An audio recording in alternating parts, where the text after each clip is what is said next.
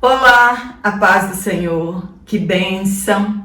Estamos hoje na nossa segunda lição deste trimestre maravilhoso. Espero que você tenha tido uma excelente aula, bastante aproveitamento em sua sala.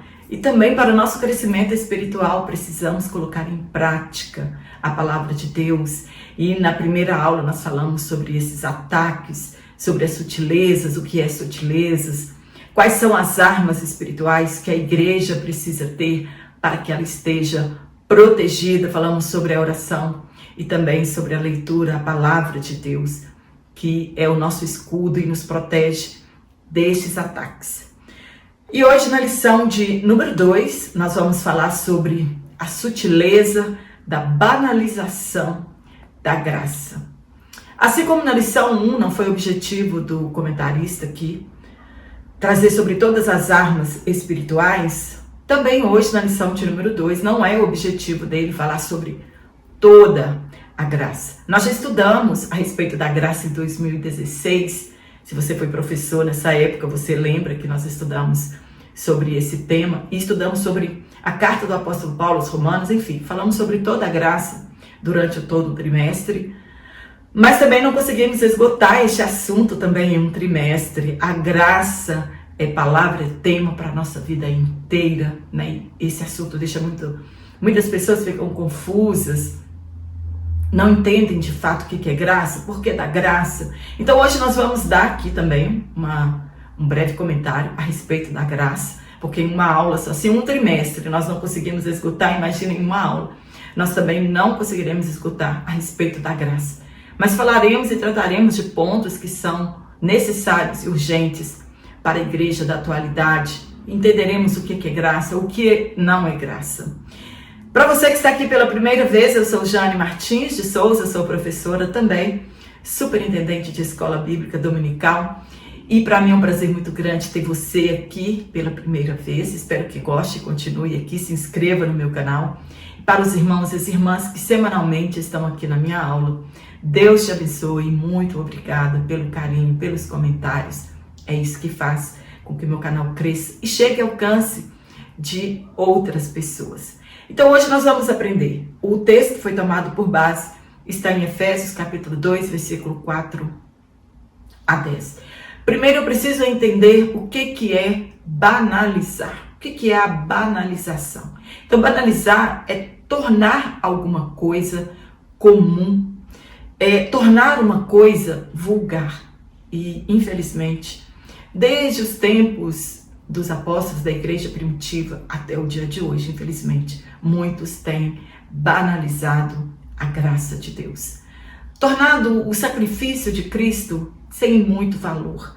E é sobre isso que nós vamos falar hoje. Muitos que se dizem cristão têm transtornado a graça de Deus, não têm ensinado com inteireza, né, e com verdade a respeito do que é a graça de Deus. Então, nós entenderemos hoje o que é graça, a sua origem e o que ela opera em nós, em nossas vidas. E não é muito fácil entender a graça de Deus sem a luz da palavra. A graça é uma doutrina que precisa ser ensinada. De tempos em tempos, a graça precisa ser ensinada. Tanto para nós que já estamos aqui há muito tempo, como para aqueles que estão chegando agora. Para entender o processo da salvação, os benefícios que a salvação traz para nós, é necessário saber o que é graça, entender a graça divina. Infelizmente, muitos dizem pregar o evangelho da graça, mas o que na verdade eles estão fazendo é deturpando a graça. É o que conhecemos como graça barateada. É o que nós vamos falar hoje. Então fica comigo até o final desta aula. Juntos nós vamos aprender bastante a respeito da graça divina. A graça, ela não exige nada do pecador e nem do cristão. Você pode ser quem você quiser e o que quiser, pois a graça cobrirá tudo. Esta graça aqui que eu estou falando é a graça banalizada. é a graça que foi barateada. Você pode ser quem você quiser, fazer o que você quiser, viver da forma que você quiser, pois a graça, ela está aí para isso, para cobrir todos os nossos pecados e o estilo de vida que cada um de nós escolhemos para viver. Então, enganam-se as pessoas que vivem e que ensinam desta forma. Este é o Evangelho da Graça barateada. No primeiro tópico, nós vamos falar sobre compreendendo a graça. Graça é favor. Graça é favor imerecido. Estamos tratando aqui a respeito da graça divina. Deus poderia ter nos deixado morrer no nosso estado pecaminoso, em nossas ofensas, e sermos lançados junto com o diabo no lago de fogo. Deus poderia muito bem fazer isso com a humanidade. Por que ele não fez? Devido à sua bondade e à sua graça. A bondade de Deus, o que quer dizer? O que é a bondade de Deus? O que quer dizer a bondade de Deus? A bondade de Deus, ela significa que ele não nos deu aquilo que merecíamos receber. E o que é a graça? A graça, ele nos deu aquilo que nós não merecíamos receber. Esta é a bondade e a graça de Deus. Merecíamos o inferno e não merecíamos o seu amor. Paulo escreveu à igreja que estava em Éfeso que Deus, ele é riquíssimo em misericórdia e nos amou sendo nós ainda pecadores e nos vivificou. Isto é, nos tirou da sepultura do pecado. Nós estávamos sepultados no pecado. Nos ressuscitou, dando-nos a oportunidade de experimentar uma nova vida em Cristo. E nos fez assentar nas regiões celestiais. É onde a igreja de Cristo está hoje, assentada nas regiões celestiais. Paulo continua dizendo que somos salvos pela graça. Isto é dom de Deus. A graça é dom de Deus. E não vem de obras, para que ninguém se glorie. Somos devedores da graça divina. E ela não é barata, pois ela requer de nós arrependimento, novo comportamento, ou seja, nova vida em Cristo. Então, esta graça, ela não é barata. Ela traz em nós uma mudança de direção, uma mudança de comportamento. No ponto 1, a graça é divina. Sim, a graça é divina. A sua origem está inteiramente em Deus. Foi ele que quis agir com graça. O homem, ele não teria condição nenhuma de criar um plano ou de mover alguma coisa que o salvasse e ele escapasse da condenação eterna. Então, foi Deus que agiu com graça com a humanidade. No Éden, Deus simplesmente poderia ter acabado com tudo e recomeçar quantas vezes ele quisesse até que desse certo. Porém, ele preferiu ou agradou em salvar a humanidade que ele havia criado. Não pela sabedoria do mundo, não foi por isso, mas os que creem pela loucura da pregação. Essa graça, ela só é alcançada, não pela sabedoria do mundo, mas pela loucura da pregação. Ninguém pode salvar-se sozinho. Não, eu quero ser salvo e não quero passar pela cruz. Não tem como.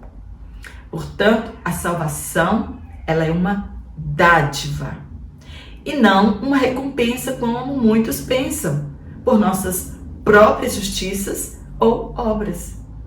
Tudo o que Deus fez foi por amor.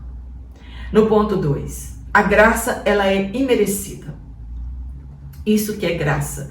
Graça é um favor imerecido e ninguém merece a graça de Deus. Do hebraico, excede. Do grego, charis, do latim gratia, favor imerecido concedido por Deus à raça humana.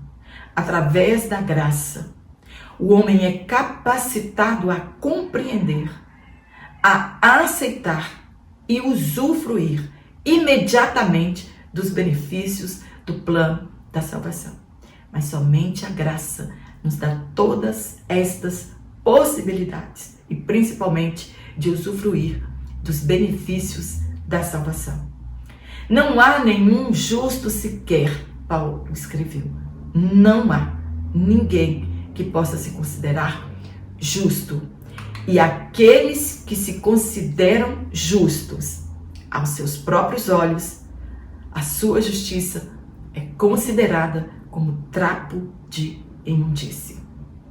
Ninguém tem como pagar o que foi feito por nós e o que foi feito em nós. Não tem preço, não tem dinheiro, não tem obras maravilhosas ou grandiosíssimas que possa pagar. E se alguém deseja pagar, nunca conseguirá, pois foi pago um alto preço por nosso resgate, preço de sangue na cruz do Calvário. Ninguém pode pagar. Você pode doar tudo que você tem, você não conseguirá comprar a sua salvação. É o que chamamos de graça especial.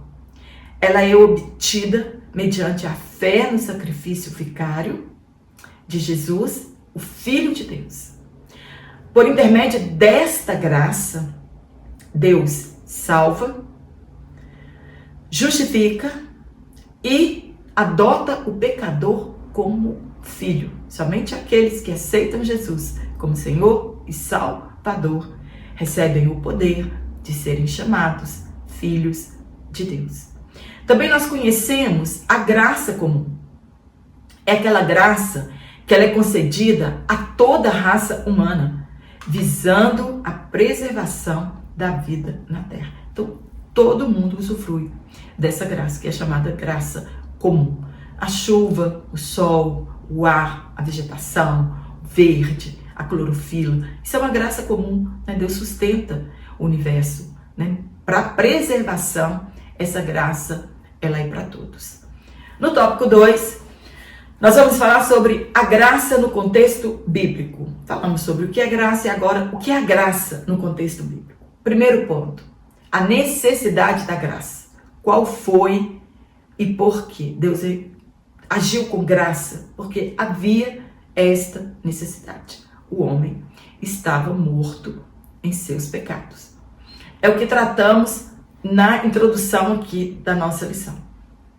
A condição pecaminosa do homem gerou a necessidade da graça de Deus. Deus fez um favor ao homem que estava caído de prover uma forma dele livrar-se da condenação eterna. No Éden, Adão pecou deliberadamente. Ele tinha liberdade para escolher entre pecar e não pecar. Ele não foi forçado a pecar. Ele não foi forçado a ceder àquela tentação. A doutrina da queda do homem é uma das mais bem definidas na Bíblia Sagrada. O primeiro fato é que o Adão, o primeiro homem a ser criado, ele foi criado moralmente livre.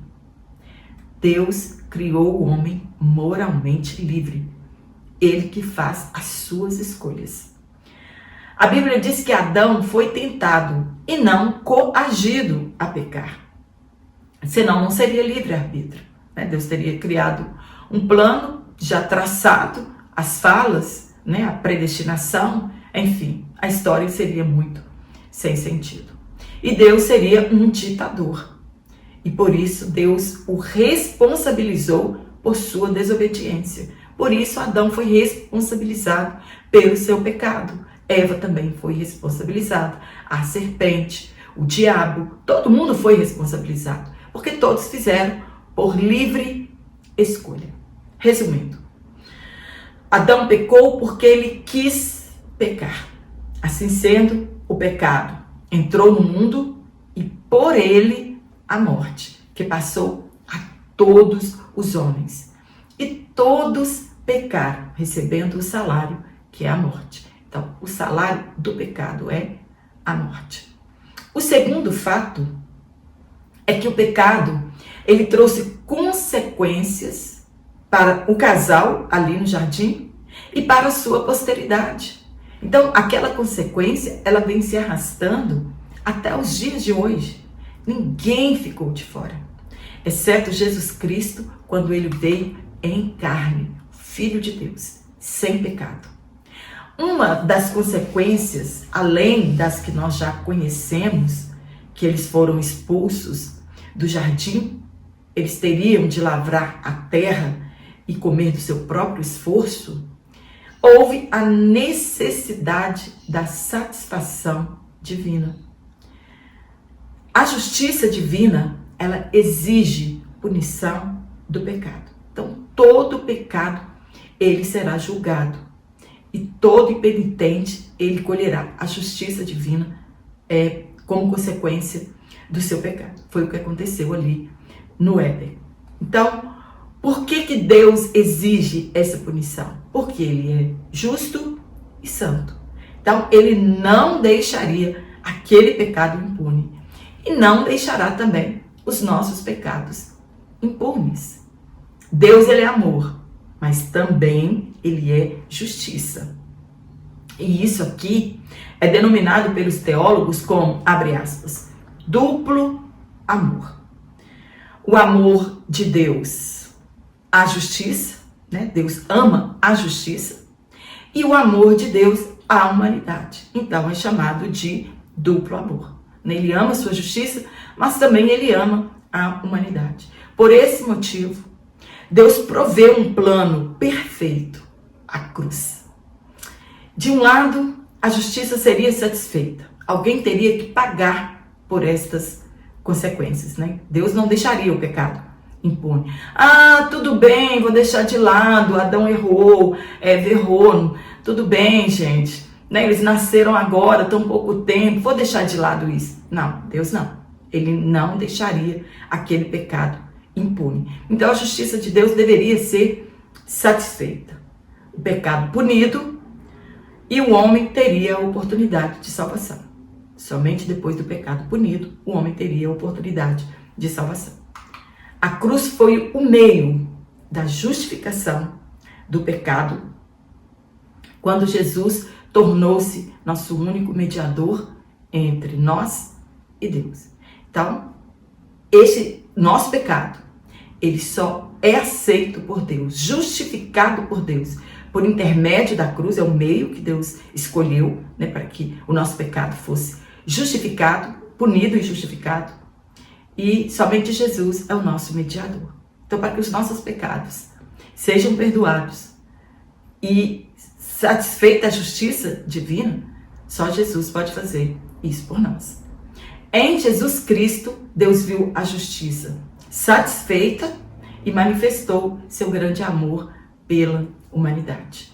No ponto 2, a extensão da graça. Qual é o tamanho da graça de Deus?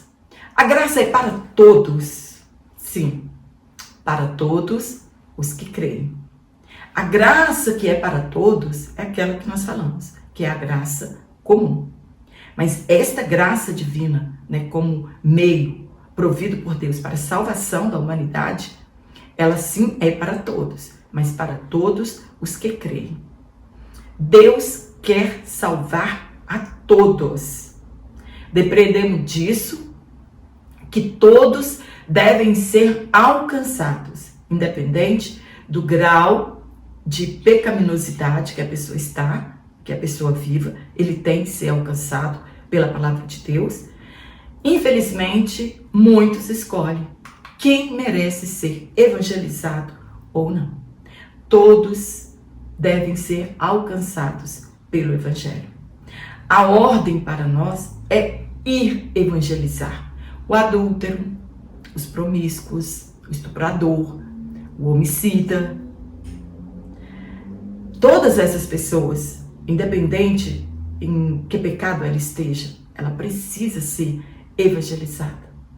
Todos, se aceitarem a Cristo e creem, serão aceitos, mas somente depois de receberem a graça divina, que é Jesus Cristo. Jesus Cristo é a graça divina e ele precisa ser aceito para recebermos esta graça que salva. Esta graça, ela é extensiva a todos os homens. Ela é universal e não universalista. Uma coisa não tem relação com a outra. Então, entendamos. Universal. Por que a graça é universal? Porque Deus enviou Jesus para salvar aos que creem. A salvação é para todos, mas para todos que creem. E graça universalista quer dizer que independente se a pessoa crer ou não crer em Cristo, do seu credo religioso, independente do seu credo religioso, se arrependeu ou não dos seus pecados, serão salvos. Essa é a graça universalista. Que existe uma hora H, que nesta hora H, Deus vai salvar todas as pessoas, independente do que ela fez aqui, sem arrependimento. A graça ela é oferecida a todos, a todos. Contudo, ela só se torna eficaz na vida daquele que crê. Jesus disse que somente aquele que crê será salvo. Deus, ele é santo e está legitimamente irado contra aqueles que insistem em desobedecer. A ira de Deus não é como a nossa ira, de explosão e de fazer tudo numa hora, de odiar as pessoas. A ira de Deus não é dessa forma, né? Ele é longânimo, mas todo pecado terá sua justa punição. Então, a ira dele não é contra o mundo inteiro, mas contra as pessoas que insistem em desobedecer a sua palavra. Nossos pecados são uma afronta à santidade de Deus. No terceiro tópico, nós vamos falar sobre a graça no contexto da reforma. Eu vou deixar um banner aqui se você quiser receber esse PDF, né? Ou trimestral, ou um PDF único. Vou deixar aqui como que você entra em contato comigo e você vai receber esse PDF exatamente como eu estou aqui lecionando esta aula. Então, nós vamos falar sobre a graça no contexto da reforma. O que aconteceu na reforma? Nós sabemos que o movimento da reforma, ele começou bem antes de Martinho Lutero, com João Wycliffe, com João Hus, com Jerônimo Savonarola. Eles foram o que nós podemos chamar de pré-reformadores.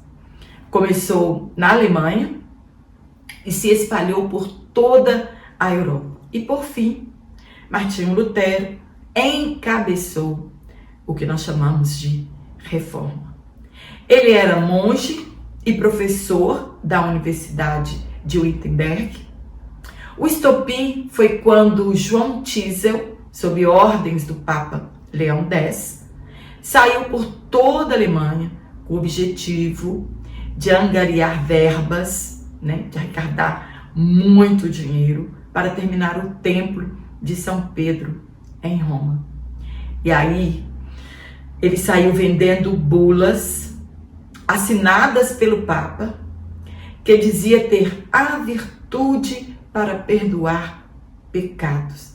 Não somente o possuidor daquela bula, mas amigos mortos ou vivos, em cujo nome as bulas fossem compradas, sem necessidade de confissão, banalizando o sacrifício de Jesus, banalizando a graça.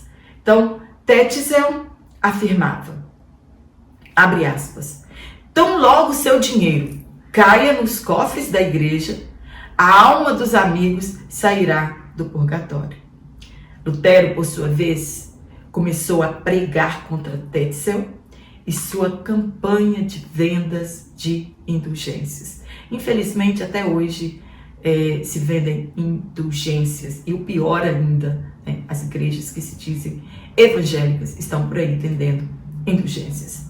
Na manhã do dia 31 de outubro de 1517, ele fixou nas portas da catedral em Wittenberg um pergaminho que continha 95 teses ou declarações, quase todas relacionadas à venda de indulgências.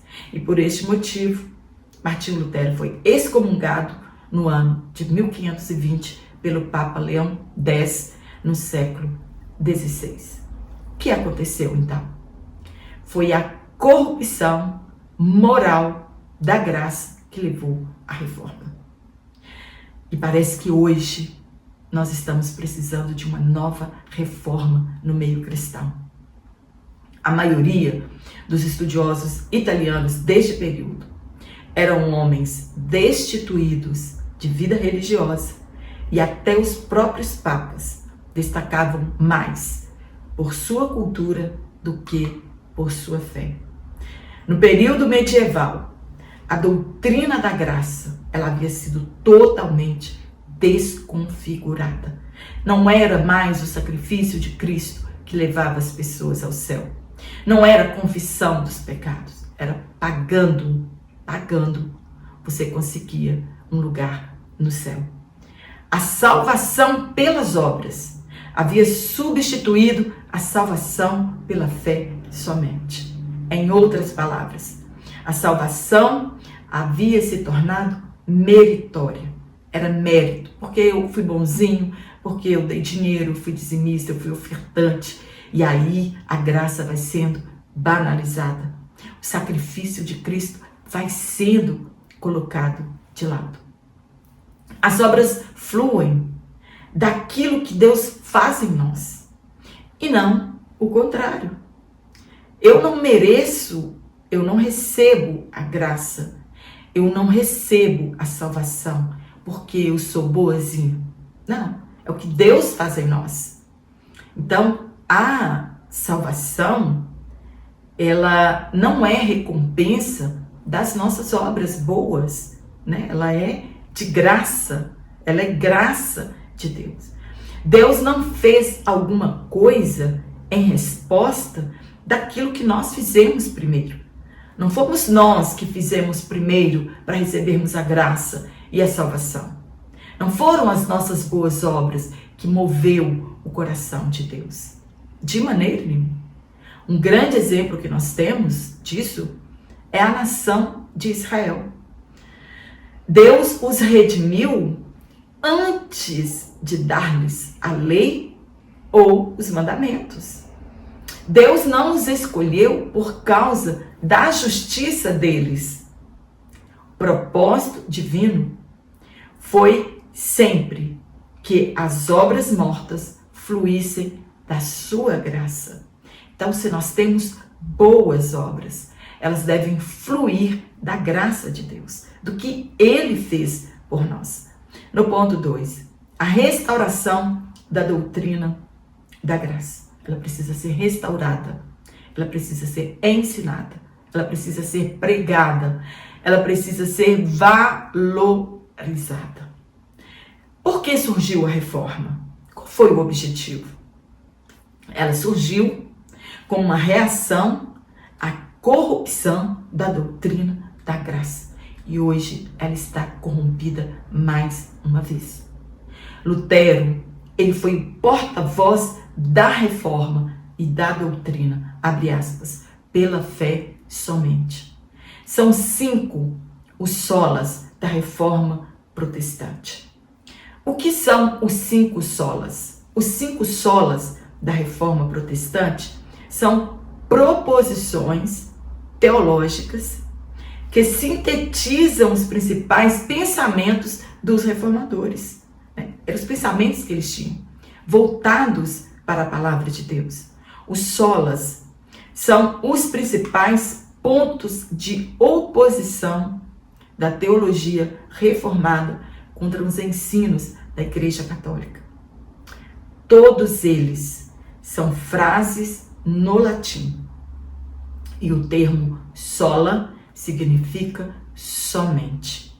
Assim nós temos os 5 solas da Reforma. São eles: sola Scriptura, que é somente a Escritura; solos Christos, somente Cristo; sola gratia, só a graça; sola fide, só a fé; soli Deo glória, somente a Deus a glória.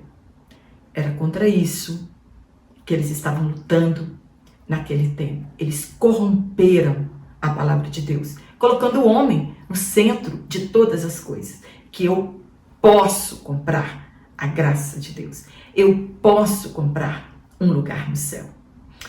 Todos estes que lutaram para o retorno à palavra de Deus foram condenados à morte e ao exílio.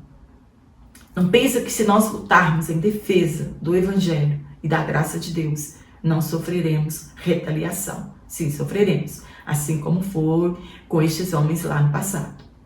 Mas não se calaram. Eles não se calaram. Sabiam que iam receber o ônus por defenderem a graça de Deus, mas eles não se calaram.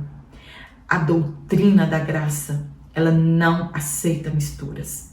Em 1529, condenaram as doutrinas de Lutero em que dominassem os católicos. Os príncipes luteranos protestaram contra esta lei desequilibrada e, a partir daí, eles ficaram conhecidos como protestantes e as doutrinas que defendiam como religião protestante. O último tópico, o 4º tópico, nós vamos falar sobre a graça no contexto contemporâneo. No Sermão do Monte, Jesus nos adverte contra este comportamento de fazer obras caridosas com o intuito de receber favores de Deus ou a aprovação de Deus. Primeiro ponto, a graça barateada. Para os que assim fazem, o sacrifício de Jesus sozinho não pode salvar. Para os que barateiam a graça, para eles, o sacrifício de Jesus por si só não pode salvar. Por que não conseguimos mais influenciar a sociedade? Ao contrário, o mundo está influenciando a igreja. Por que as pessoas não mudam o seu comportamento? A igreja está mudando o seu comportamento. Por causa da graça barateada. Expressão introduzida na literatura para expressar a vida cristã nominal ou mundanizada. Você só é cristão de nome, não de comportamento. Muitas igrejas já aderiram ao comportamento santo somente dentro da igreja local. Olha, aqui dentro eu vou exigir respeito, mas lá fora você pode ser quem você quiser. Sua vida lá fora não interessa a mais ninguém. Podemos ser o que quisermos ser, pois no final de tudo, a graça cobrirá todos os nossos pecados. E, infelizmente, muitos estão sendo enganados. No ponto 2, qual o valor da graça? Qual o valor da graça para você? Você sabe realmente qual é o valor da graça? Que justiça de Deus foi satisfeita em Cristo, sendo Jesus moído por causa das nossas transgressões. Nós sabemos disso? Que a justiça de Deus foi satisfeita quando Cristo foi moído lá na cruz do Calvário, por causa das nossas transgressões. Paulo é considerado o apóstolo da graça e afirma que fomos comprados por um bom preço. Ele sabia o alto preço que foi pago pelo nosso resgate. E Pedro também ele afirma que não fomos comprados com coisas corruptíveis, ouro ou prata, mas com o sangue de Jesus Cristo. É a única razão para sermos salvos. Então a graça, ela não é barata. A salvação é de graça. mas o seu preço custou muito caro. A vida de um inocente. O termo lembra uma transação no mercado financeiro. Alguém fez essa transação por nós. Não tínhamos como pagar. A nossa sentença era a morte. E Deus aceitou a vida de Cristo como moeda de pagamento. A morte vicária de Jesus. Por fim, a transação foi completa. Jesus se entregou na cruz do Calvário. Bradou na cruz ao Pai que estava tudo consumado. Então a salvação foi liberada para todos nós. Não há mérito nenhum humano. Cristo pagou o preço e Ele fez tudo por nós. Nós não precisamos fazer nada. Jesus já fez tudo na cruz. Sabe quem deveria estar naquela cruz recebendo a justiça de Deus? Eu e você. Nada mais precisa ser acrescentado à nossa salvação. Isso é de graça. E essa graça, ela não é irresistível. Tem pessoas que dizem, a graça é irresistível, quem tiver de ser salvo será. Não. Eu preciso fazer alguma coisa, crer no sacrifício de Jesus. Eu preciso me arrepender dos meus pecados. Então, a graça, ela não é irresistível. E como prova disso, existem milhões de pessoas a rejeitando neste exato momento. Para receber esta graça, é preciso crer. Para desfrutá-la, é preciso obedecer. É ela que provê a nossa justificação. Não precisamos fazer mais nada. Nenhum sacrifício mais. Um único sacrifício fora feito. E Deus fez tudo. E isso por sua graça. Então, quem fez tudo? Quem deu o primeiro passo foi Deus. Quem escolheu o sacrifício para a nossa justificação foi Deus. Deus que fez tudo. Não é porque somos bonzinhos, caridosos, dizimistas, ofertantes. Nada disso. Tudo é a graça de Deus. Amém? Espero ter te ajudado com este comentário. Você tem uma excelente aula. Se você gostou desse comentário, dá um curtir aqui na minha aula. Compartilhe em suas redes sociais para que meu canal chegue ao alcance de outras pessoas. Comente aqui na minha aula. Isso ajuda e faz com que meu canal continue crescendo. E eu quero mandar um abraço para você que está aqui semanalmente, que está me ajudando com o meu canal, me ajudando a crescer também espiritualmente. Pelas dicas que vocês têm me dado, muito obrigada. E esse carinho também, eu não sei como retribuir o carinho de todos vocês. E eu quero mandar um abraço para aquelas pessoas que me pediram, irmão Fábio e família em Pinheiros, no Maranhão. A nossa irmã Maria Mercedes em Tucuruí, no Pará. Isaura de Castro em Imperatriz, Maranhão. Margot Silva em Taubaté, São Paulo. E Marilene em Balneário Camboriú. Forte abraço a todos vocês e eu te espero aqui na nossa próxima aula, se Deus assim nos permitir, então.